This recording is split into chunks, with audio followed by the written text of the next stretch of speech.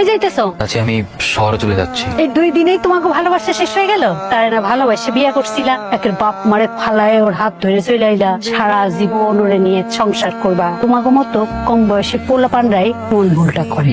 ওই মাইয়াটারে শিয়াল কুকুরে সিরা সিরা খায়, তোমার কি ভালো লাগবো? মনে রাখবো বাবা, বউ তোমার, দায়িত্ব তোমার।